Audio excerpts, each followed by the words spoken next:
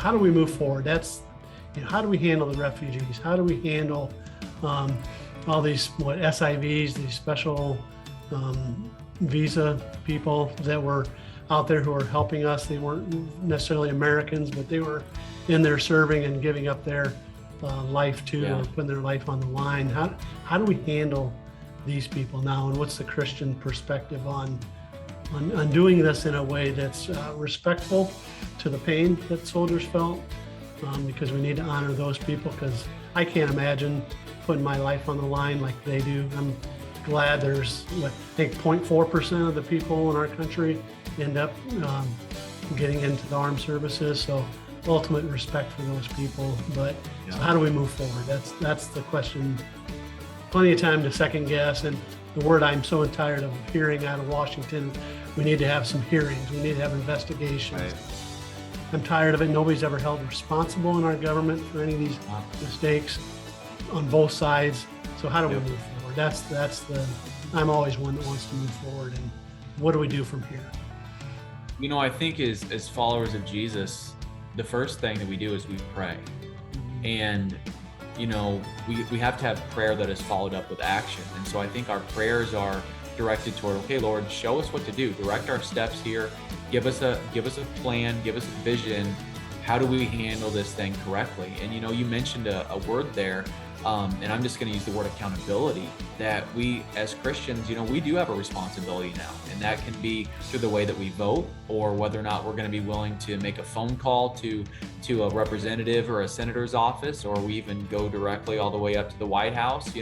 We have a voice, and God has placed us in a country where we actually have a system of representation. So we do have a responsibility, if we're frustrated and upset about these things, to make some phone calls and to try to seek justice, because we have a God of justice.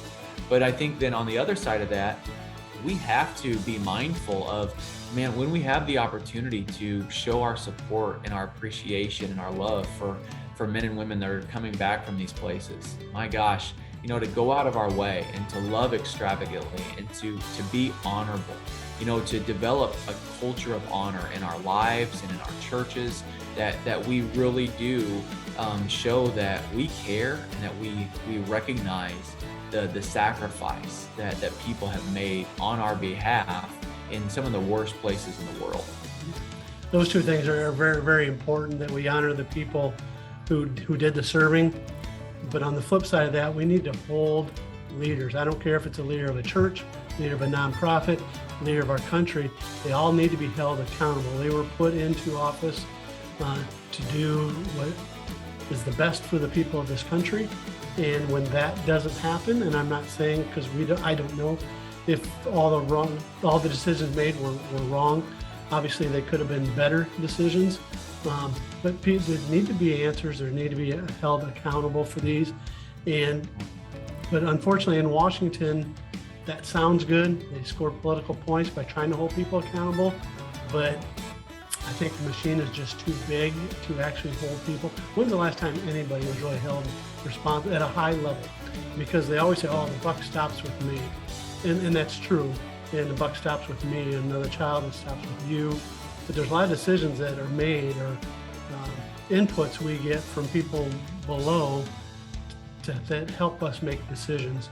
And ultimately, it's the buck stops with me, but nobody who says that ends up being held responsible. And it's very frustrating for people to see this routinely happen in Washington. And this isn't a Democrat or a Republican thing. It's Washington. It's the political power system that we have.